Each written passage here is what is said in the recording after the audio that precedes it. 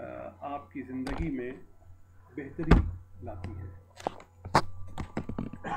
دعا اور جملہ نیکی کی قسمیں اور جملہ خیر کی قسمیں، یہ آپ کی زندگی میں واقعتاً بڑی تبدیلی لاتے ہیں۔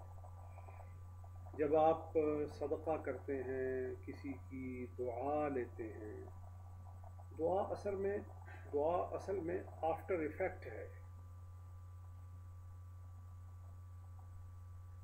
یہ کسی بھی کام کے کرنے سے پہلے کا نتیجہ نہیں ہے، کام کر لینے کے بعد کا نتیجہ ہے۔ وہ کیا ہے؟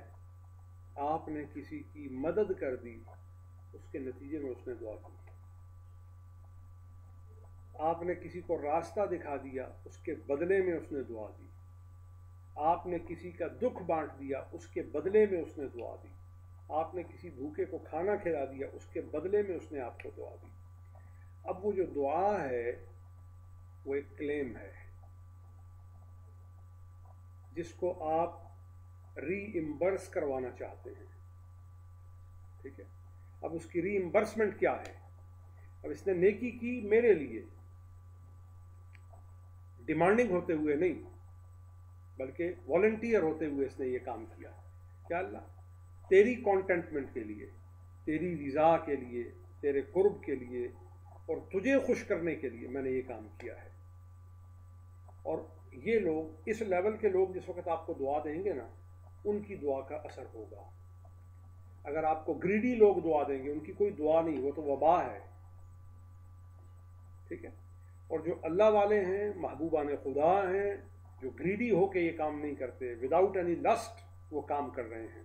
قرآن اس کی اس طریقے سے کلیریفیکیشن دیتا ہے، انما نطعمکم لوجہ اللہ، ہم آپ کو اللہ کی عزت و عظمت و نام کی خاطر یہ سب کچھ دے رہے ہیں، کھانا کھلا رہے ہیں، پانی پلا رہے ہیں، ہدایت دے رہے ہیں، پیغام دے رہے ہیں، قرآن کی طرف متوجہ کر رہے ہیں، سنت کی طرف متوجہ کر رہے ہیں، ذکر الہی کی طرف متوجہ کر رہے ہیں، توبہ استغفار کی طرف متوجہ کر رہے ہیں، لوجہ اللہ۔ We don't need any single thing or any single penny from your side۔ آپ کی طرف سے ہمیں کچھ نہیں چاہیے۔ لا نريد منکم جزاء ولا شکورا، ہمیں اس کا ریوارڈ بھی آپ سے نہیں چاہیے اور آپ کے منہ سے تھینک یو بھی نہیں چاہیے۔ اس لیول کی جب آپ نیکی کریں گے تو اس پر جو دعا ہوگی وہ آپ کے لیے سب کچھ بدل کے رکھ دے گی، ٹھیک ہے؟ یہ نیکی ہے، اور اس کے صلے میں ہونے والی جو دعا ہے وہ زندگیوں کو بدل دیتی ہے۔ صرف زندگی کو نہیں بدلتی، زندگی والے کو بھی بدل دیتی ہے، ٹھیک ہے؟ تو اور اس سے بہت سی چیزیں تبدیل ہو جاتی ہیں۔ مثال کے طور پر آپ دیکھیے کہ نبی کریم صلی اللہ علیہ وسلم نے بارگاہ خداوندی میں عرض کی، اللہم اعز الاسلام، اے اللہ اسلام کو عزت دے، بعمرہ او بعمرہ، اے اللہ تو اسلام کو یا عمر کے ساتھ یا عمر کے ساتھ عزت عطا کر۔ عمر سے مراد حضرت عمر ابن خطاب ہیں، اور عمر سے مراد عمر ابن حشام ابو جہل ہے۔ اب یہ دعا تھی حضور کی، اور جن کے لیے دعا تھی ان کی حالت کیا؟ وہ کفر میں ہیں، بدی میں ہیں، بدبختی میں ہیں، جہل میں ہیں، عدم معرفت الہی میں ہیں، طرح طرح کے فسق اور فجور کے اعمال کی شکل میں مقید ہیں۔ لیکن حضور نے دعا کی، جس کا نام پہلا حضور کی زبان پہ آیا اللہ نے پہلے کو پہلا بنا دیا۔ حضرت عمر کہتے ہیں میں ساری زندگی اس کا شکریہ ادا کروں تو نہیں کر سکتا، اگر عمر کا نام پہلے آ جاتا تو وہ آ جاتا۔ حضور نے میرا نام پہلے لے لیا، اللہ پاک نے اس کو جو ہے وہ کیو میں آگے لگا دیا اور فرمایا چل تیرا نام پہلے نکلا ہے تو محمدی ہو جا۔ آپ دیکھیں صرف وہ تقدیر کی بات ہی نہیں تھی، سارے کا سارا بدل گیا، دل بدل گیا، کیفیت بدل گئی، نظر بدل گئی، ڈیسٹینیشن بدل گئی، ہیبٹس بدل گئیں، دل کی کیفیت، ذہن کی کیفیت، روح کی کیفیت، انفرادی کیفیت، اجتماعی کیفیت، خاندانی کیفیت، سیاسی کیفیت، جغرافیائی کیفیت، علاقائی کیفیت، قلبی کیفیت، روحانی کیفیت، پھر منفی کیفیات، مثبت کیفیات، تمام کی تمام پوری کی پوری نیچر بدل گئی. تو اس لیے ہاں دعا کا ضرور اثر ہوتا ہے، لیکن اس دعا کے لیے انوائرمنٹ بھی ویسا بنانے کی ضرورت ہے. اس کے لیے سرکمسٹانسز بھی ویسے بنانا بہت ضروری ہے.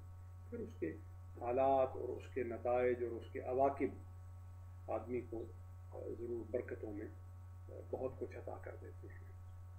تو لہٰذا ایسے میں جو دعا حاصل کرنے کا طریقہ ہے وہ یہی ہے کہ آپ للہ فی اللہ کیجیے، اللہ کے نام پر، اس کے رسول کے نام پر، نہ کچھ چاہتے ہوئے کہ مجھے اور کچھ نہیں چاہیے، اللہ راضی ہو جائے. پھر ایسی دعا آدمی کی زندگی میں بڑی تبدیلی لے آتی ہے. اللہ تعالیٰ مجھے اور آپ کو اس کی توفیق عطا فرمائے. اور پھر جانور کو کھانا کھلانا وہ بھی سب کے میں آئے گا، پرندے کو. دیکھیے بہت اچھا یہ سوال ہے، اور اس کا جواب پھر پلٹ کے میں یہ دوں گا کہ آپ کی اچھائی کے لیے یہ معیار نہیں ہے کہ آپ کی اچھائی انسانوں کے ساتھ ہو.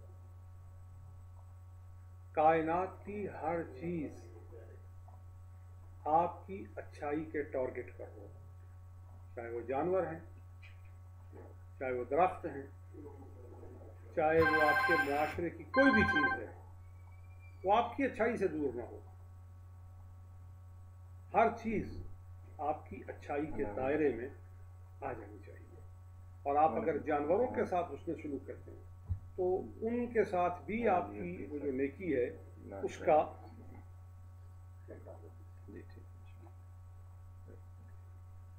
السلام علیکم. شاہ صاحب کیا ہے؟ خیریت؟ السلام علیکم.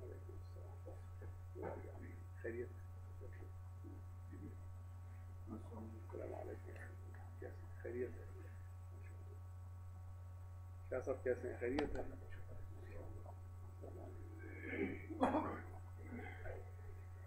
جہاں تک آپ کا یہ سوال ہے کہ جانوروں کے ساتھ نیکی بھی کیا اس ڈسکشن کا حصہ بن سکتی ہے، تو حضرت علامہ عبداللہ یافعی یمنی نے روض الریاحین میں ایک واقعہ نقل کیا ہے.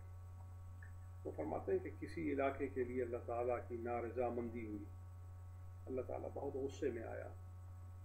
وجہ کیا تھی؟ اس علاقے کے رہنے والوں میں، ان گلیوں کوچوں میں ایک خارش زدہ کتا آ گیا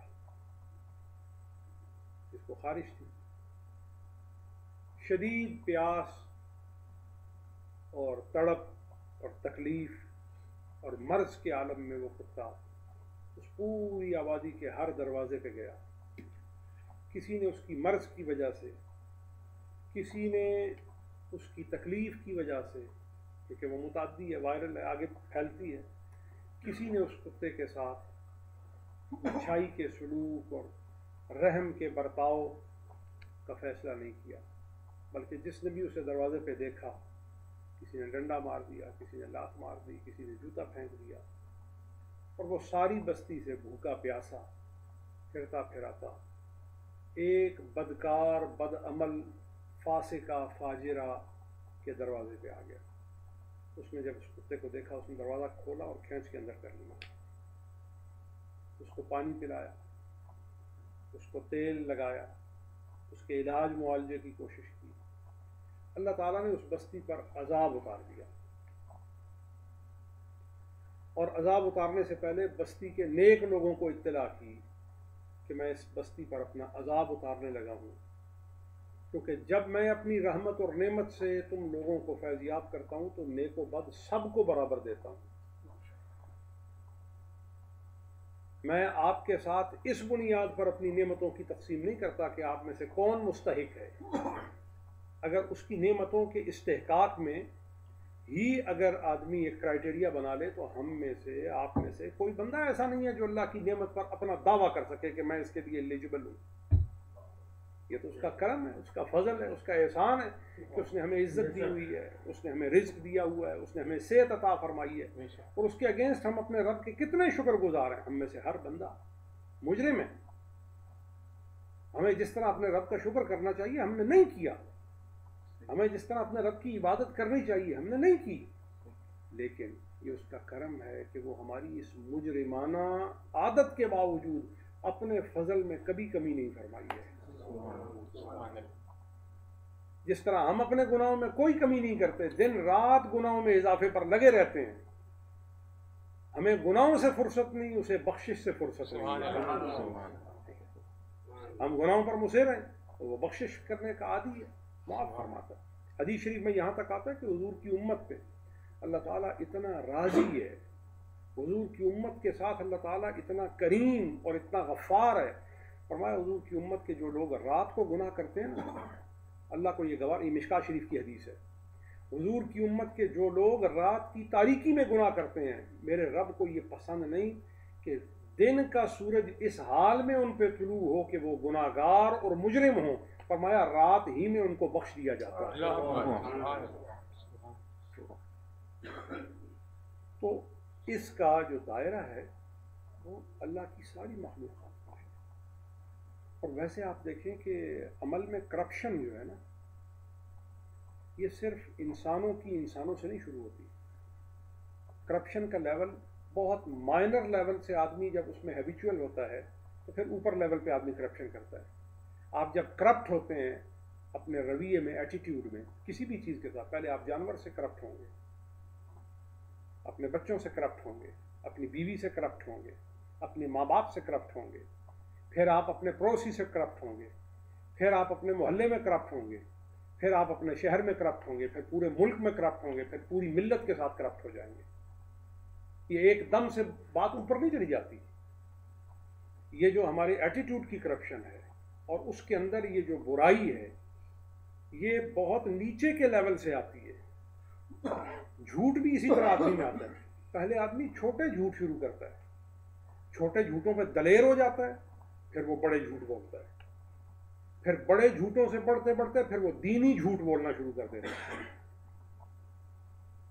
تو اس لیے یہ وہ برائیاں اور بیماریاں ہیں جن کے روٹ کاز کو ہم نہیں سمجھتے، اور اس کے بعد پھر جب ہم ڈسکس کرتے ہیں تو اس کو گراس روٹ لیول پہ ڈسکس نہیں کیا جاتا۔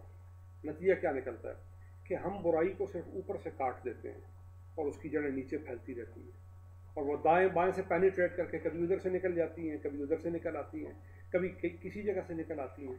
تو اس واسطے چاہیے یہ کہ اس وقت معاشرے میں ہر لیول کی جو نیکی ہے، ہر سطح کی جو نیکی ہے، اس کو عام کیا جائے، اس کو سمجھایا جائے کہ ہر ایک کے ساتھ آپ نیکی کیجیے۔ تو جب اس لیول کی نیکی کے لیے آدمی گروم ہو جائے گا تو ایک انقلابی اور ایک اصلاحی اور ایک بہتر جو معاشرہ ہے وہ ہمارے لیے وجود میں آ جائے گا۔ سوال کا جواب ہو گیا؟ اور کوئی سوال؟ اکثر ہمارے ملک کے علاقوں میں خاص طور پہ یہ چیز زیادہ ہے کہ لوگ کہتے ہیں کہ کسی کی وفات ہو گئی تو اس کے بعد ختم ہوتا ہے، یا خاص طور پر والدین جو بہت زیادہ کرتے ہیں۔ کچھ لوگ کہتے ہیں کہ نہیں جی، جب ایک بندہ اس دنیا سے رخصت ہو گیا، اس کا جو اعمال ہیں، جو بھی اس کا چیپٹر ہے وہ کلوز ہو گیا، جو بھی اس کے بعد وہ اس کی اولاد یا وہ کرتے ہیں اس کو جو ہے وہ اثر نہیں پہنچتا۔ اس کے بارے میں ذرا روشن ڈالیے کہ یہ۔ بسم اللہ الرحمن الرحیم۔ واتقوا یوما لا تجزی نفس عن نفس شیئا، صدق اللہ مولانا العظیم۔ اس دن سے ڈرو جس دن کوئی کسی کو فائدہ نہیں پہنچا سکے گا۔ یہ دن قیامت کا دن ہے، تو کوئی کسی کو فائدہ نہیں پہنچا سکے گا۔ حضرت عبداللہ ابن عباس رضی اللہ تعالیٰ عنہ نے اس کی تفسیر میں فرمایا ہے، کوئی کافر جان کسی کافر جان کو فائدہ نہیں پہنچا سکے گا۔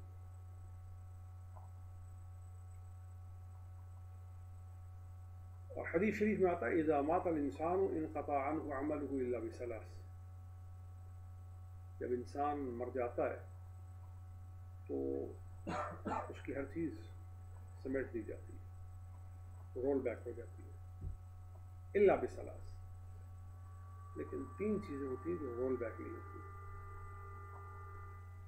چاہے قبر میں آپ کی ریڑھ کی ہڈی کا ایک آخری مورا ہی رہ گیا ہو، آپ کی حقیقت اس ایک مہرے میں باقی رہ گئی ہو، باقی آپ کا جسم تارے لباس کفن بھی باقی نہ ہو، اور حسن بدن بھی باقی نہ رہا ہو، اور انسان کی نزاکتیں اور انسان کی ضروریات کے تحت اس کے وجود پر رونما ہونے والے نقوش اور کیفیات نسیم منسیہ ہو گئے ہوں، مٹی میں مٹی ہو گیا ہو، تراب ہو گیا ہو، اس کے باوجود تین حقیقتیں ختم نہیں ہوں گی۔ پہلی، صدقۃ جاریہ، وہ چیریٹی جو ختم ہونے والی نہیں ہے۔ چیریٹی کرنے والا ختم ہو جائے گا، سبحان اللہ، اور اس کی چیریٹی سبحان اللہ، اور اس کے آفٹر ایفیکٹس اور اس کے ریوارڈز یہ کبھی ختم نہیں۔ اور چیریٹی کیا ہے؟ صدقے سے مراد صرف پیسہ دینا نہیں ہے، صدقے کا جو لیسٹ لیول ہے نا، so very low level of the charity, so very basic level of the charity کیا ہے؟ وہ یہ ہے کہ کسی بھی مسلمان بھائی کو دیکھ کے مسکرانا، ایکسچینج آف اسمائل۔ کسی بھی مسلمان بھائی کو دیکھ کے، آپ اسے جانتے نہیں جانتے، آپ کا اور اس کا اور کوئی رشتہ ہے یا نہیں، صرف لا الہ الا اللہ محمد رسول اللہ کا رشتہ ہے۔ فرمایا لا تحقرن من المعروف شیئا ولو ان تلقى اخاك بوجه طلیق، نیکی کرنے میں کسی بھی درجے کی نیکی کو حقیر نہ جان، چاہے تو اپنے بھائی کو مسکراتے چہرے سے ہی کیوں نہ مل لے۔ اور حضور نے یہاں تک فرمایا اتقوا النار ولو بشق تمرہ، فرمایا جہنم کے عذاب اور جہنم کی آگ کے جلاؤ سے بچو، اس کے بڑھاؤ سے بچو، اس کے کھلاؤ سے بچو، اس کے علاؤ سے بچو، اس کے شولوں سے بچو۔ عرض کیا رسول اللہ کیسے؟ فرمایا ولو بشق تمرہ، چاہے کھجور کی پھانک سے ہی کیوں نہ ہو۔ ابھی جو شق تمرہ ہے یہ کیا ہے؟ آپ تاج العروض کو دیکھیں، محیط کو دیکھیں، قاموس کو دیکھیں، یہ عربی کی ہائی لیول کی ریفرنس بکس میں ہیں۔ یہ فیروز آبادی کی محیط اٹھا لیں، ان کو آپ دیکھیں، وہ لکھتے ہیں شق تمرہ کیا ہے؟ کہتے ہیں شق تمرہ جو کھجور کی گٹھلی ہوتی ہے نا، اس گٹھلی میں ایک لائن ہوتی ہے، اس لائن کے اندر ایک دھاگا ہوتا ہے، دیٹ از کالڈ شق تمرہ۔ پتلا سا دھاگا، بال کے برابر، بال سے زیادہ موٹا نہیں ہوتا۔ اس دھاگے کو نکال لیں، اور کسی بھوکے کو اگر وہ آپ دھاگا بھی نکال کے کھلانے کی طاقت رکھتے ہیں تو جہنم کا عذاب ٹھنڈا کرنے کے لیے یہ بھی کافی ہے۔ ٹھیک ہے، اس کو شق تمرہ کہا گیا ہے۔ تو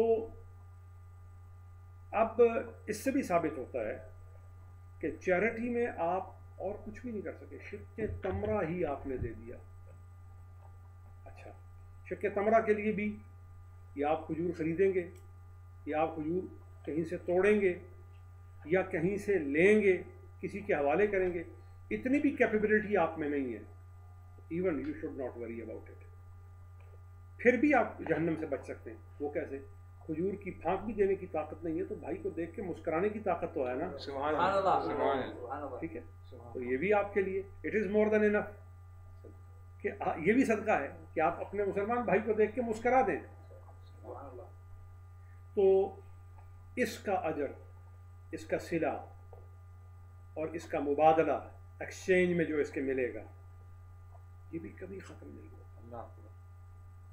آپ کا عمل ختم ہو جائے گا کیونکہ آپ اٹرنل نہیں ہیں، آپ ایور لاسٹنگ نہیں ہیں۔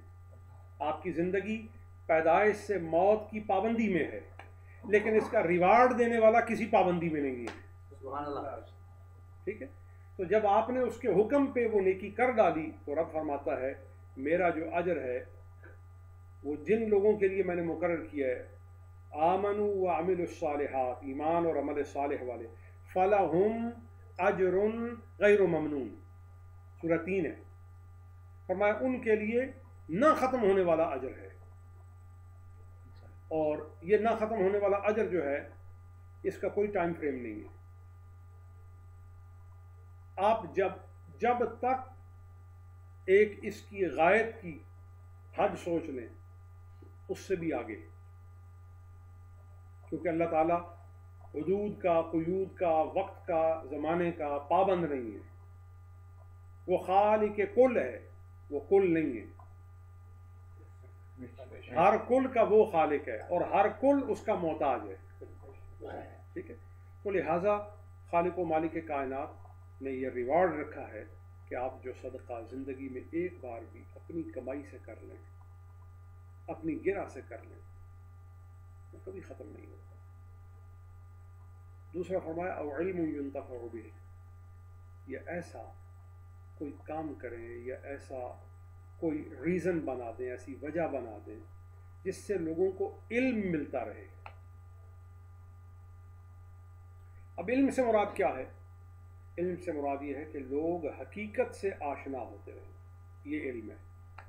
علم حقیقت کو کہا جاتا ہے، علم حق کی آشنائی کو کہا جاتا ہے، اویئرنیس کو کہا جاتا ہے.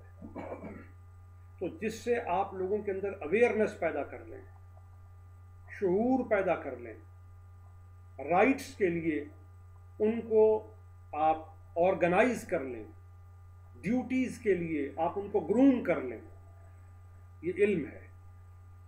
اور سب سے بڑا رائٹ اور سب سے بڑی ڈیوٹی اللہ تعالیٰ کو پہچان کر اس کا بندہ بننا ہے. یہ تمام حقوق کی اور یہ تمام ذمہ داریوں کی بنیاد ہے. تو ایسا علم جو اس تک آپ کو پہنچا دے، آپ نے اس کا اہتمام کر دیا، اس کا ریوارڈ بھی قیامت تک ختم نہیں ہوگا. قیامت تک ختم نہیں ہوگا.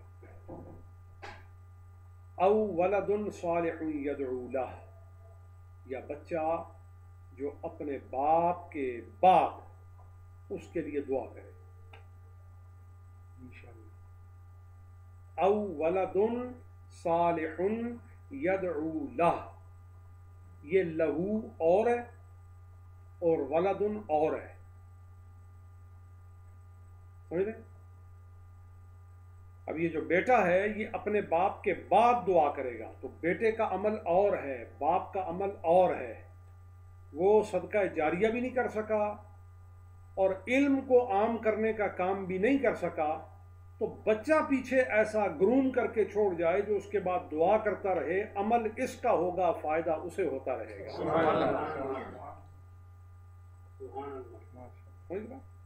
اچھا، اب اس کی پریکٹیکل لائف سے ایک دو ایگزامپلز ایگزیبٹ کرتا ہوں میں. جو لوگ کہتے ہیں کہ آپ کے عمل کا دوسرے کو فائدہ نہیں ہو، سائنٹیفک اپروچ سے یہ بات بہت ہی اچنبھا سی لگتی ہے.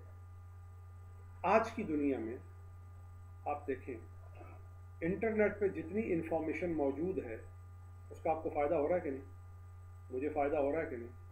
میں نے نہیں چڑھائی، آپ نے نہیں چڑھائی، XYZ نے چڑھائی ہے، اس کا فائدہ ہمیں ہو رہا ہے نہیں؟ ہم یہاں سے پاکستان جانا چاہتے ہیں، ایمریٹس ایئر لائن سے، اتحاد ایئر لائن سے، PIA سے، ہم نے اور آپ نے تو نہیں بنائی، کسی اور نے بنائی ہے، فائدہ ہمیں ہو رہا ہے.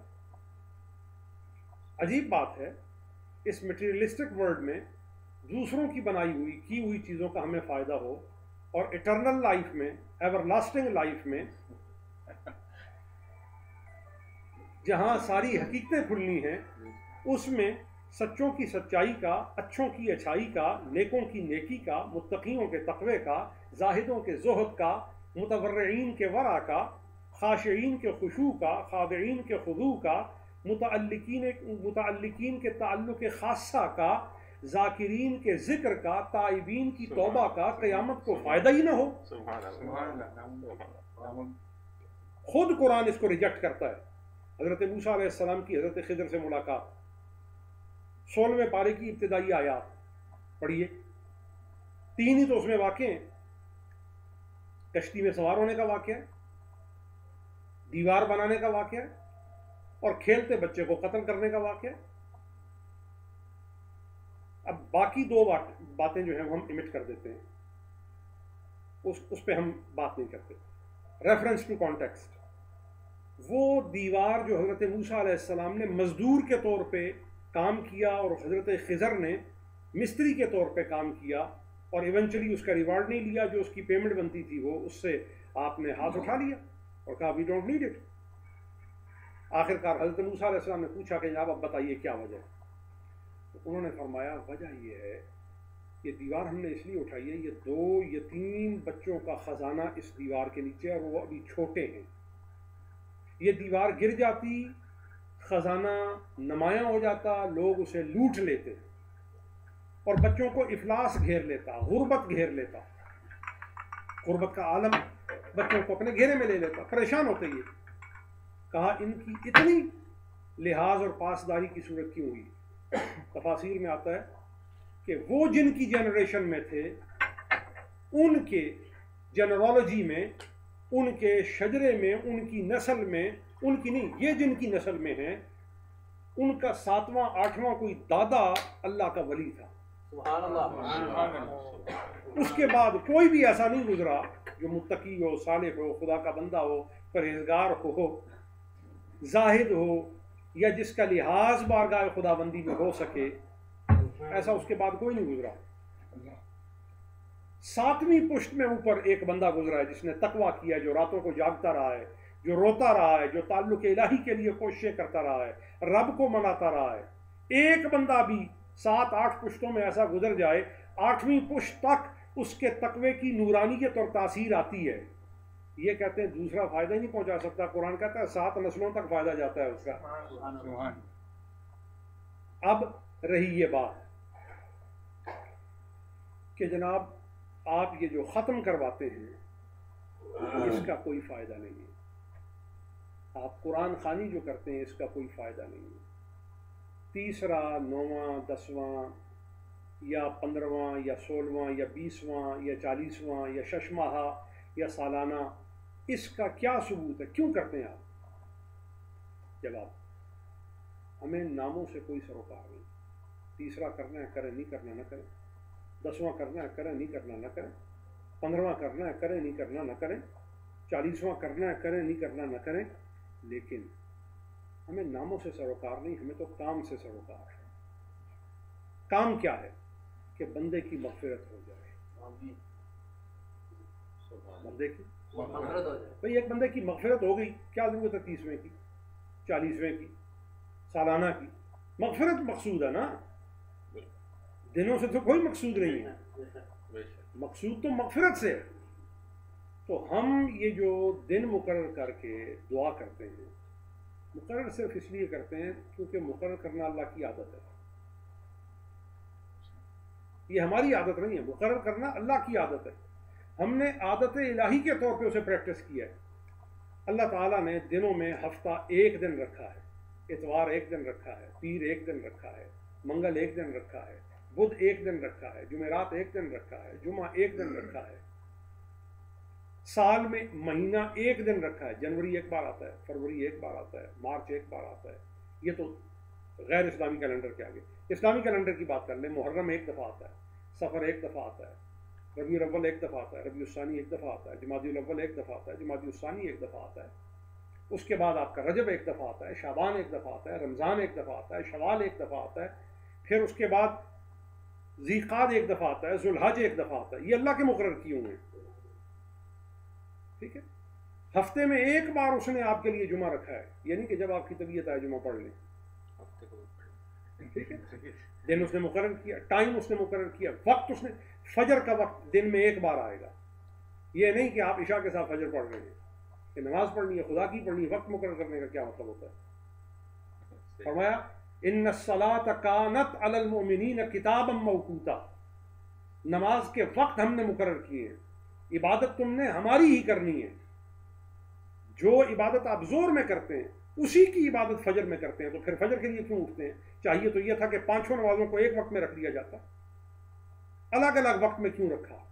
تاکہ یہ باور کروا دیا جائے کہ تمہارے لیے آرام ضروری نہیں، تمہارے لیے کام ضروری نہیں، تمہارے لیے ریسٹ کرنا ضروری نہیں، تمہارے لیے تھکاوٹ کوئی معنی نہیں رکھتی، تمہارے لیے نیند آ رہی ہے وہ کوئی معنی نہیں رکھتی، تم سوئے ہوئے ہو سوتے رہنا تمہارے لیے کوئی معنی نہیں ہے، اصل معنی اللہ کو راضی کرنا ہے۔ یہ جو دن اور رات میں تمہارے اسکیجول میں جو آن اینڈ آف چیزیں چل رہی ہیں، تم ان چیزوں کے اندر انوالو ہو کر پھر اس سے اللہ کے لیے ٹائم نکالو اور پروو کرو کہ تمہارا بیلوڈ اللہ ہے، تمہارا گول اس کا قرب ہے، اس کی کانٹینٹمنٹ ہے، اس کو فالو کرنا ہے، اس کا اوبیڈینٹ ہونا ہے، اس کے لیے لائل اور فیتھفل ہونا ہے۔ یہ چیز ہے اصل۔ فجر اس لیے رکھی تاکہ سوتے ہوئے جاگو اور پروو کرو تمہیں آرام نہیں چاہیے، تمہیں مالک الملک کی رضا درکار ہے۔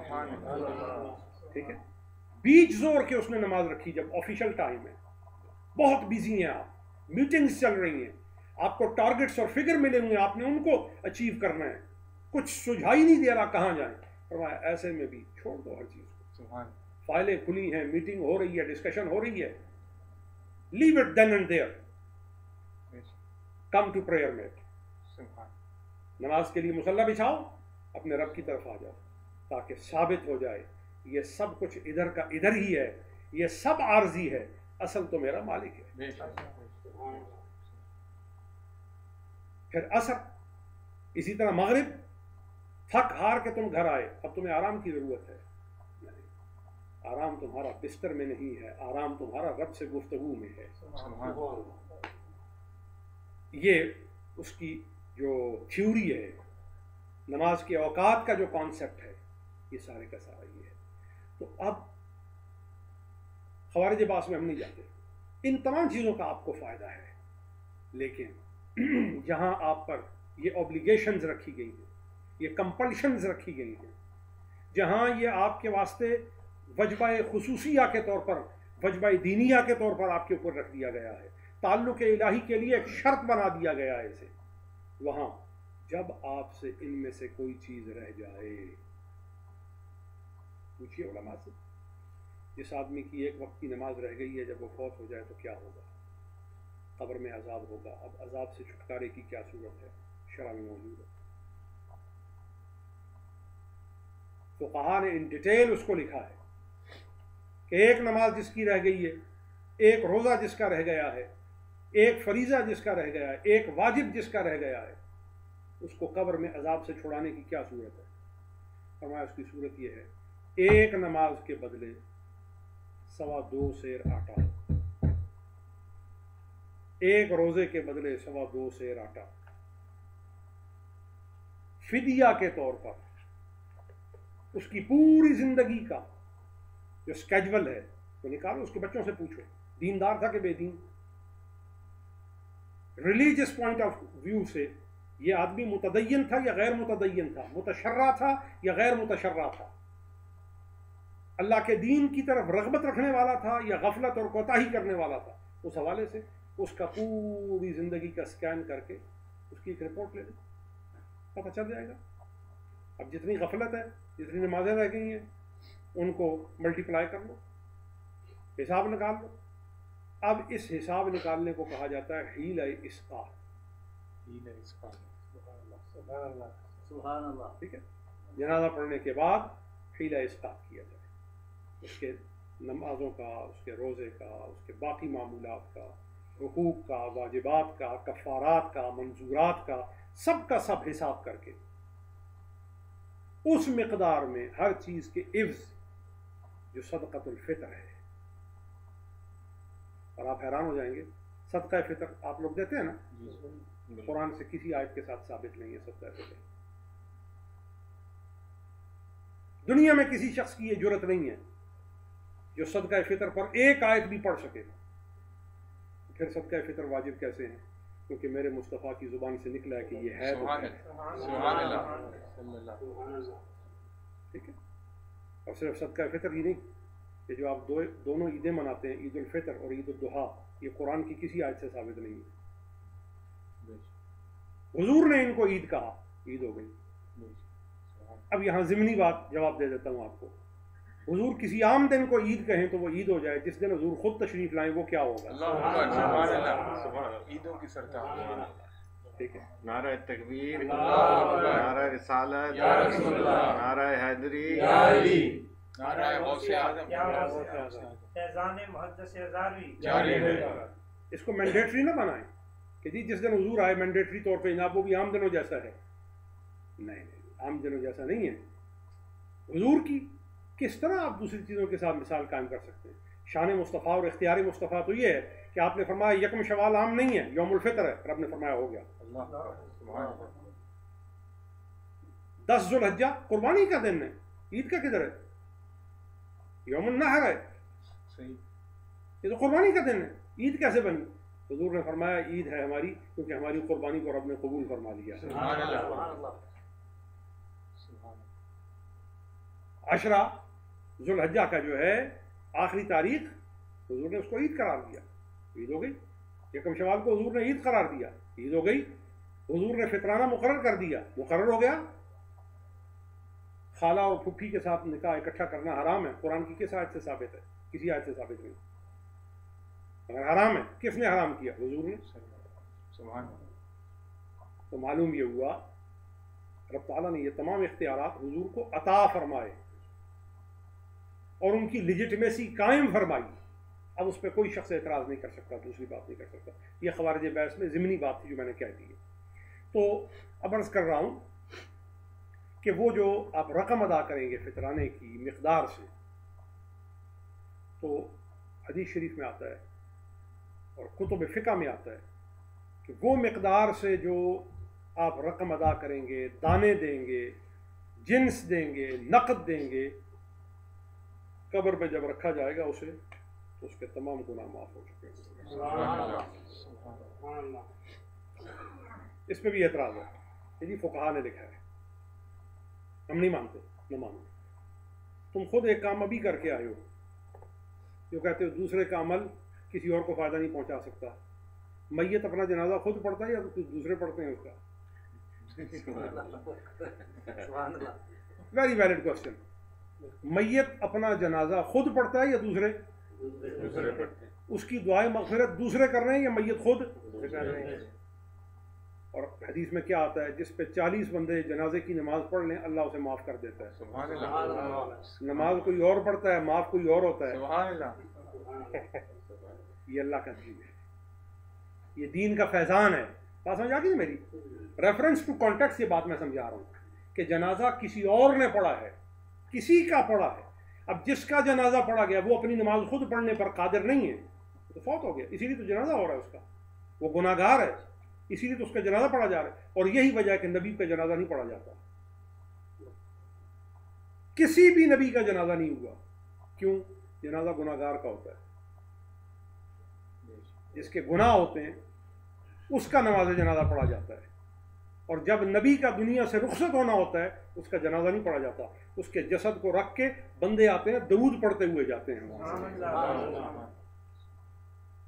اکثر جاہل لوگ کہتے ہیں نا جی بتاؤ حضور کا جنازہ کس نے پڑھا؟ وہ پاگل ہو گئے. جنازہ تو گناہ گار کا ہوتا ہے، نبی کا جنازہ نہیں ہوتا. نبی کریم صلی اللہ علیہ وسلم کا جب وصال شریف ہوا تو آپ کا جسد مبارک چارپائی پر رکھا گیا، 10 صحابہ کی ٹولی آتی تھی اور درود و سلام پڑھتی ہوئے نکلتے چلے جاتے تھے. تو اس لیے جنازے کا عمل بھی خود اس بات کا ثبوت ہے کہ جنازہ پڑھنے سے مومن بھائی، مسلمان بھائی اپنے فوت ہونے والے مسلمان بھائی کے لیے مغفرت کی دعا کرتے ہیں. اللہم اغفر لحینا و میتنا و شاہدنا و غائبنا و صغیرنا و کبیرنا و ذکرنا و انسانا. اللہم من احییتہ منا فاحیہ علی الاسلام ومن توفیتہ منا فتوفہ علی الایمان. یہ اتنی جامع دعا ہے. اس دعا میں تو جو موجود ہے اس کی مغفرت کے لیے بھی اور جو غائب ہے اس کی مغفرت کے لیے بھی دعا ہو رہی ہے. تو خود کھڑے ہو کر دعا کریں اور باقیوں کو بیٹھ کر بھی دعا نہ کرنے دیں. ہے نا، مقام فکر ہے یہ. جنازے کی حالت میں آپ کھڑے ہو کر بھی دعا کرتے ہیں اور باقی لوگوں کو بیٹھ کر بھی دعا کرنے سے منع کریں، تو اس کا مطلب یہ صرف فہم کی بیماری ہے. تو یہ کسی نیورو سرجن کو دکھانے کی ضرورت ہے یا کسی اچھے عالم کے پاس کنسلٹیشن کی اس کی ضرورت ہے، اور پھر بھی سمجھ نہ آئے تو ایسے شخص سے اجتناب کی ضرورت ہے، کیونکہ اس سے ایمان کو وائرل انفیکشن لگنے کا امکان ہے۔ بے شک بے شک، یہ صحیح۔ اور اسی طرح اس پہ دو اور باتیں کر کے میں ختم کرتا ہوں۔ اسی طرح جب کوئی شخص فوت ہو جائے تو حدیث میں آتا ہے کہ من مات وعلیہ صیام رمضان فلیصم عنہ ولیہ، فرمایا جو کوئی فوت ہو جائے اس پہ رمضان کے روزے رکھنے باقی تھے وہ نہیں رکھ سکا، اب قبر میں اسے عذاب ہوگا، عذاب سے بچانا چاہتے ہو کیا کرو؟ فرمایا اس کا جو ولی ہے، اس کا جو دوست ہے، اس کا جو جاننے والا ہے، اس کا جو خیر خواہ ہے، وہ اس کی طرف سے روزے رکھے۔ اور فقہا نے یہاں تک لکھا ہے کہ کسی پر 30 روزے باقی تھے، طریقہ کیا ہے؟ ایک ہی دن اس کے 30 دوست روزہ رکھ لیں، پورے مہینے کے روزے ایک ہی دن ادا ہو جائیں گے۔ اب روزے کوئی اور رکھے گا اور عذاب کی تخفیف قبر میں اس کے لیے ہو جائے گی۔ تو یہ اللہ کا دین ہے کہ اس کا مفاد یقینی ہے، قطعی ہے، ہو کے رہتا ہے۔ آخری مثال ہمارے ہاں مروج ہے، سبھی کرتے ہیں، جو اس بات سے منع کرتے ہیں وہ بھی کرتے ہیں، حج بدل۔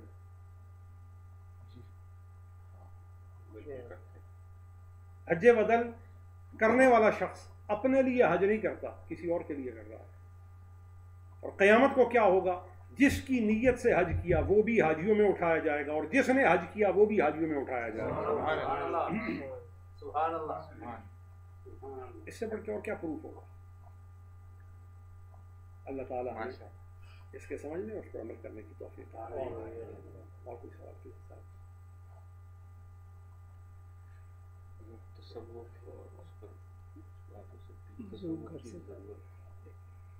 اچھا جی،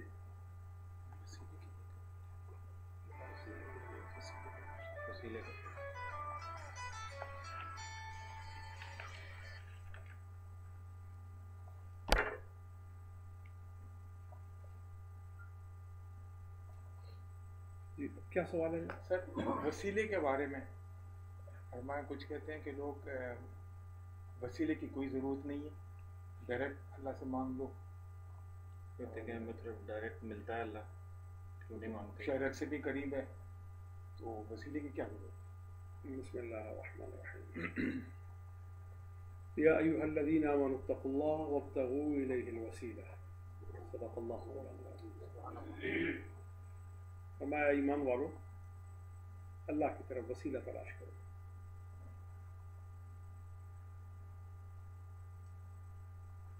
جن لوگوں کا یہ نظریہ ہے کہ وسیلے کی ضرورت نہیں ہے، اور ہماری عملی اور دینی اور روحانی زندگی میں وسیلے کا قطعی طور پہ کوئی جواز نہیں، کون سی آیت ہے؟ میں لکھا دیتا ہوں،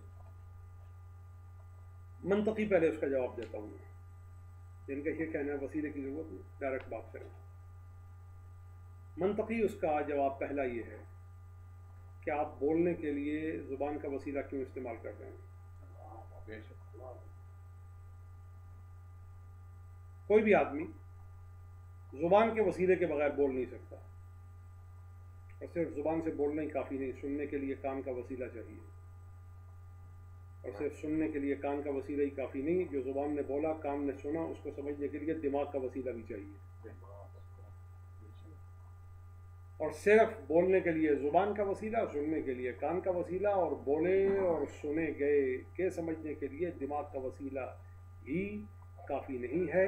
اب سنے، بولے، سمجھے گئے، پر عمل کے لیے بدنی طاقت کا وسیلہ بھی بہت ضروری ہے۔ مثلا آپ نے کسی کو کہا ادھر آؤ، تو زبان کا وسیلہ استعمال کیا، کان کا وسیلہ استعمال کیا، سننے والے نے سننے کے لیے کان کا وسیلہ استعمال کیا، اور سمجھنے کے لیے دماغ کا وسیلہ استعمال کیا، اور اس پر عمل کے لیے پاؤں کا وسیلہ استعمال کیا۔ ٹھیک ہے، تو وسیلہ بہت اہم ہے، اتنا اہم ہے کہ رب نے چاہا کہ میں اپنی مخلوق کو مخاطب کروں اور ان کو اپنی ہدایت کا فیضان جو ہے وہ عطا فرماؤں، کہ وہ کفر کی تاریکی سے نکل کر توحید کے اجالے سے، رسالت کے نور سے بہرہ مند ہو کر وہ تمام کی تمام جہالت کی تاریکیوں سے نکال باہر کر دیے جائیں اور خیر و عزت و تقوی سے بہرہ مند ہو جائیں، تو پروردگار نے اس کے لیے ایک وسیلہ مقرر کیا اور اس وسیلے کو 2 نام دیے، جن 2 ناموں سے اس کو کائنات میں پیش کیا گیا، یا وسیلہ نبی کا یا وسیلہ رسول کا۔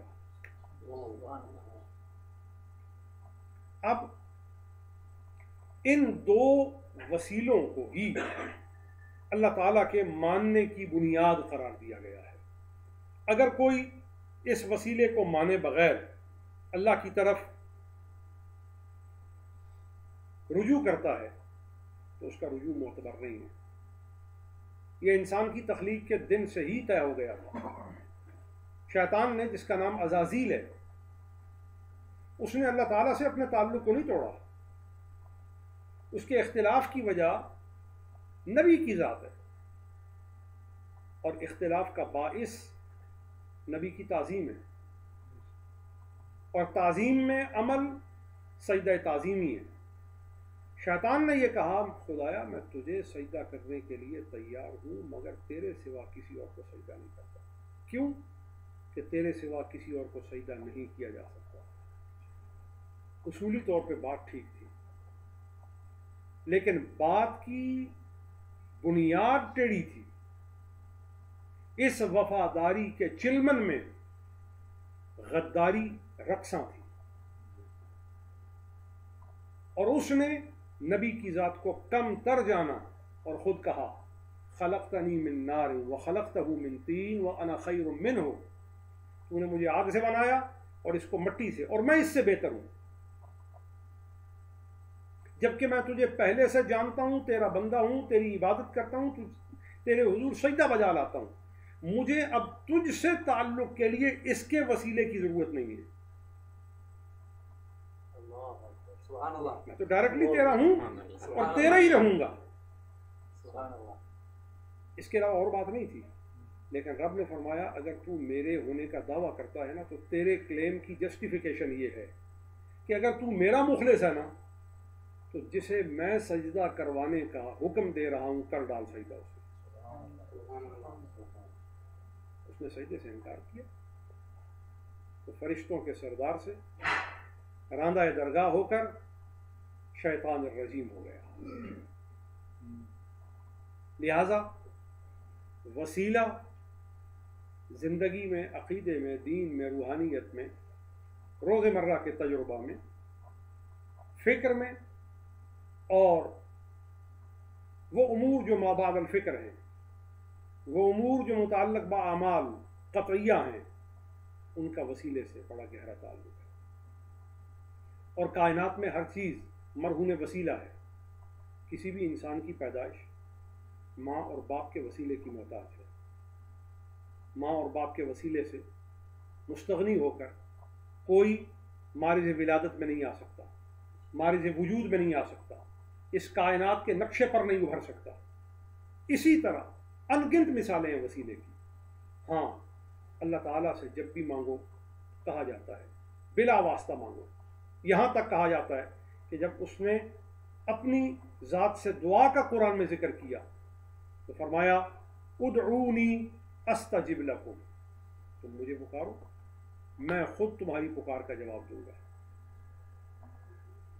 وَإِذَا سَأَلَكَ عِبَادِي عَنِّي فَإِنِّي قَرِيبٌ، میرے بندے جب میرے بارے میں کوئی بات پوچھیں کہو میں ان کے قریب ہوں، شہرک سے زیادہ قریب ہوں۔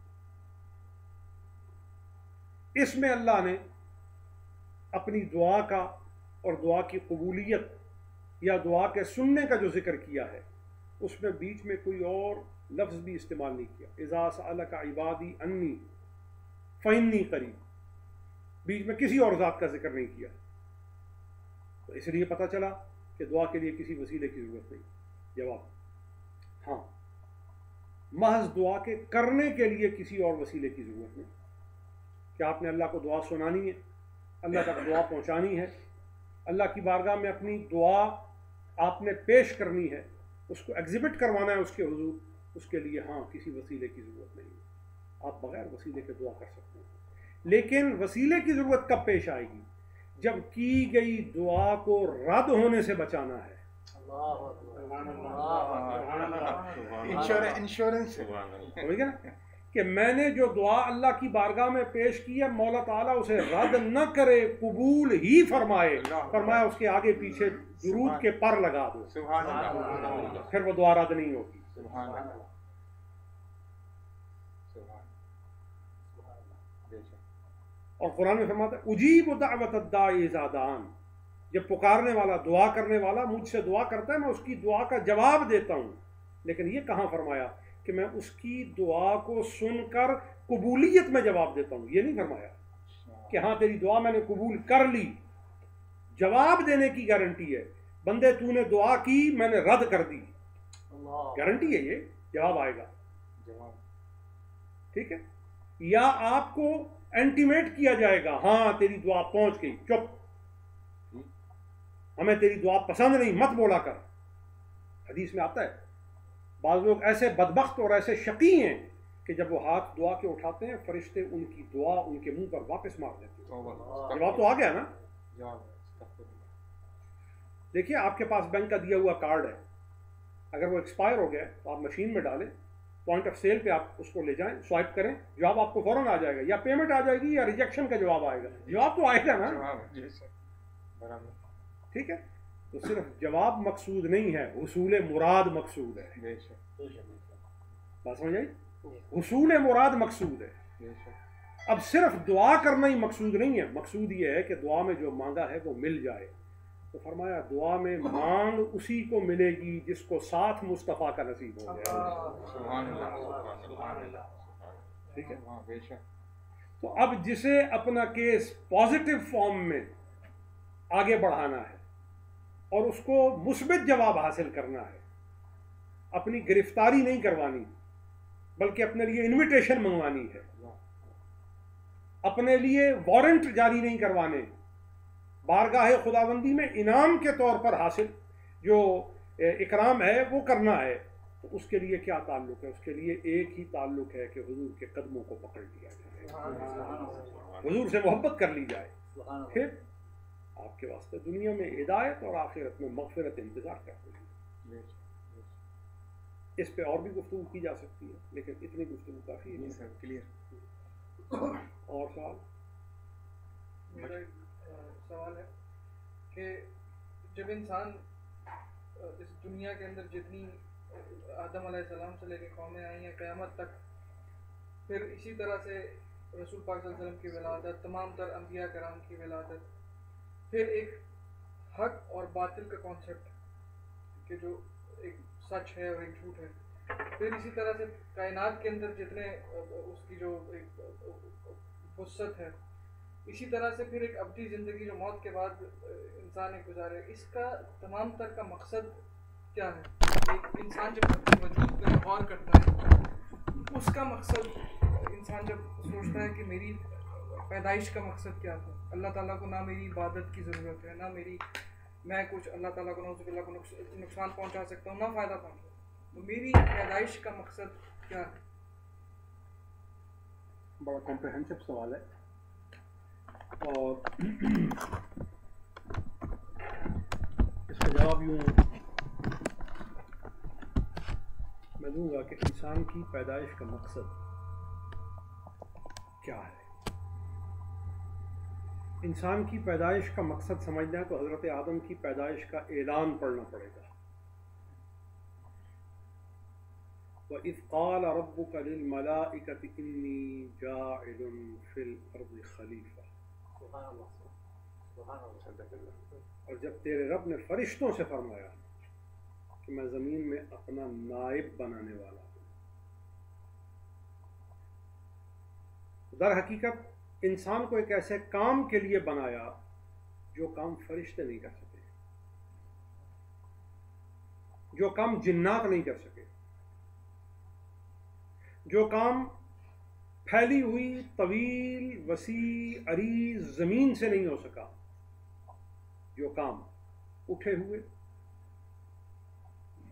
حسین زینت ناک بغیر ستوروں سے قائم کھڑے معلق آسمان سے نہیں ہو سکا, جو کام ہوائیں نہیں کر سکی, جو کام آگ نہیں کر سکی, جو کام سمندر، سیلاب، طوفان، سونامی نہیں کر سکے، جو کام انقلابی قافلے نہیں کر سکے، جو کام آوازیں نہیں کر سکی، جو کام سرسراہٹ نہیں کر سکی، جو کام تھر تھراہٹ نہیں کر سکی، جو کام کوئی فکر نہیں کر سکی، جو کام دنیا کا کوئی دماغ نہیں کر سکا، جو کام زیر و بم میں، چپ و راست میں کائنات کی کوئی چیز نہیں کر سکی، رب نے چاہا وہ کام ایک ایسی مخلوق سے کروایا جائے جو کوئی اور کرنے کے لیے کیپیبل ہی نہیں ہے، ایلیجبل ہی نہیں ہے۔ اور وہ کام کیا ہے؟ فرمایا وہ میری نمائندگی، سبحان اللہ، سبحان اللہ، حق تعالیٰ کی نمائندگی، وہ حضرت انسان کو سونپی گئی کہ انسان حق تعالیٰ کا نمائندہ ہو جائے۔ ہر انسان کے اندر بائی ڈیفالٹ یہ نور موجود ہے کہ وہ حق تعالیٰ کا نمائندہ بن سکے۔ اب اس کے لیے اس کو تھوڑی ٹریننگ کرنی ہے، کسی اکیڈمی کو جوائن کرنا ہے، لیکن ایسی اکیڈمی کو جہاں اسے نیابت الہی کے لیے کمیشن مل سکے۔ دیکھیں نا، آپ نے اگر آرمی کے لیے کمیشن لینا ہے تو آپ کو پی ایم میں جانا ہے، یہ نہیں کہ آوری سال پر پہنچ جائیں، ٹھیک ہے؟ یا آپ کو اگر ایئر فورس کے لیے کمیشن لینا ہے تو آپ کراچی پہنچ جائیں اور وہاں جا کے بحریہ اکیڈمی میں آپ ایڈمیشن لے لیں۔ نہیں، ہر جگہ کے لیے ایک اسپیسیفک اسٹیشن اور اکیڈمی اور ایک انسٹیٹیوشن بنایا گیا، وہیں پہ آپ کو جانا ہے۔ اسی طرح نیابت الہی کے لیے بھی ایک خاص انسٹیٹیوشن ہے اور وہ دنیا میں اور کہیں نہیں ہے۔ اس انسٹیٹیوشن کا نام مدینہ منورہ، شہنشاہ کونین، تاجدار عالمین کی بارگاہ میں آپ پہنچ جائیں اور پھر ادخلوا فی السلم کافہ، سر کی چوٹی سے پاؤں کی ایڑی تک، پھر مصطفیٰ کے رنگ میں رنگ دیں اپنے آپ۔ سیاسی بننا ہے تو سیاست بھی وہی ہوگی، مذہبی بننا ہے تو مذہبیت بھی وہی ہوگی، ظاہریت اپنانی ہے تو ظاہریت بھی وہی ہوگی، مسجد میں جانا ہے تو مسجد کا رنگ، ماحول، مزاج، کیفیت اور گرد و پیش وہ بھی مسجد نبوی جیسے بنانے ہوں گے۔ دوستی کرنی ہے تو ابوبکر صدیق جیسی، فاروق اعظم جیسی، عثمان غنی جیسی، مولا علی جیسی، امام حسن جیسی، قربانی دینی ہے تو حسین شہید کربلا جیسا طریقہ اختیار کرنا۔ یہ پورا سلیبس آپ کو چاک آؤٹ کر کے دے دیا ہے۔ تو یہ مقصد ہے ہماری زندگی کا، اور اس مقصد کو علامہ نے 2 مصروں کے اندر ایک شعر کی شکل خوب کہا ہے، نہ تو زمیں کے لیے ہے نہ آسماں کے لیے، نہ تو زمیں کے لیے ہے نہ آسماں کے لیے، جہاں ہے تیرے لیے تو نہیں جہاں کے لیے۔ یہ ساری کائنات تیرے لیے ہے مگر تو کائنات کے لیے نہیں ہے۔ تو کس کے لیے ہے؟ تو کائنات بنانے والے رب کے لیے ہے۔ ٹھیک ہے، وہ چاہتا ہے کہ تو 2 slices آف دا بریڈ ان کی ڈیمانڈ کرنے والا نہ ہو، تو کس چیز کی ڈیمانڈ کرنے والا ہو؟ فرمایا تو میرے سارے خزانوں کو تقسیم کرنے والا ہو۔ ٹھیک ہے، لیکن انفارچونیٹلی ہم تقسیم کرنے کی لائن میں لگنے کی بجائے ہم گداگروں کی لائن میں لگ گئے ہیں، مفلسوں، بے آبروؤں کی لائن میں لگ گئے ہیں، بڑی بدقسمتی کے ساتھ۔ پھر گریجولی حال ایسا آیا ہے کہ ہم پر ایسا عالم مسلط ہوا، ایسی سزا پڑی کہ 100 پیاز کے جو ہیں وہ دانے وہ آپ کو کھانے ہیں یا 100 جوتے۔ تو جب جوتوں کی سختی پڑتی کہتے پیاز کھا لیں گے، جب پیاز کی کڑواہٹ محسوس ہوتی تو جوتوں پر آ جاتے، تو کرتے کرتے 100 جوتے بھی کھا لیے، 100 پیاز بھی کھا لیے، تو وہ کیفیت ہو گئی ہے۔ تو اس لیے ہمیں چاہیے کہ ہم اپنی اس ابدی مستقل عزت کی خاطر پھر اپنے رب کی طرف متوجہ ہو جائیں، اور جب ہم اپنے رب کی طرف متوجہ ہوں گے تو فرماتا ہے انتم الاعلون ان کنتم مؤمنین، میری گارنٹی ہے کائنات میں ہر جگہ تمہارے ہی جھنڈے گاڑے جائیں گے، ہر طرف تمہارے ہی ترانے بجیں گے، شرط یہ ہے کہ تم میرے ہو۔ بس اس کا ہونے کی دیر ہے، پھر سب کچھ ہمارا ہو جائے۔ حضرت سعدی نے ایک خواب بیان کی ہے، فرماتے ہیں کہ کسی نے خواب میں دیکھا، اپنا کہتے ہیں میں نے خواب میں دیکھا کہ ایک شخص شیر کی سواری کر رہا ہے، لاٹھی کے طور پہ سانپ ہاتھ میں پکڑا ہوا ہے. میں نے خواب میں دیکھا تو خواب میں محسوس کرتا ہوں میرا جسم اکڑ گیا ہے. بالکل مجھے ایسا لگا کہ جیسے میں ایک لمحے کے لیے بھی موو نہیں کر سکتا. اس نے پلٹ کے میری طرف دیکھا اور دیکھ کے کہا سعدی کیوں پریشان ہو کہ سانپ جیسا درندہ میرے ماتحت ہے،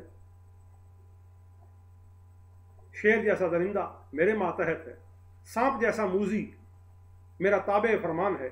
اس بات پہ تمہارے قدم لوہا بن گئے، تمہاری ٹانگیں ساکت ہو گئی ہیں. کہا ہاں. کہا ان کا فرما بردار ہونا کوئی بڑی بات نہیں، تو اس کی سن یہ تیری سنیں گے.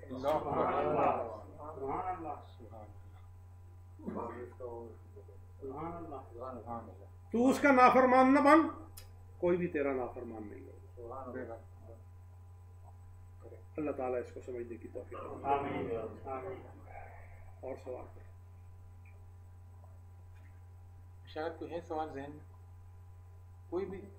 ہاتھ دکھانا جائز ہے یا یہاں تو ہاتھ کرنا بھی جائز ہو جاتا ہے. ہاتھ دکھانا پامسٹری جہاں تک اس چیز کا تعلق ہے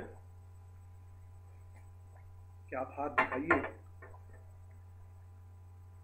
ہاں اگر ہاتھ پہ چوٹ لگ جائے تو ڈاکٹر کو دکھا دینا درست ہے، اس میں کوئی حرج نہیں ہے. لیکن جو زندگی بھر ہاتھ ہی دیکھتے رہیں اور انہیں ہاتھ کے سوا اور کچھ دیکھنا نصیب نہ ہو، انہیں دکھانے کا کیا فائدہ ہے؟ اگر ہاتھ کی لکیروں سے کچھ پڑھ کر آدمی کو علم ہو سکتا تو لکیریں پڑھنے والے خود بھی کسی جگہ پہنچ جاتے ہیں.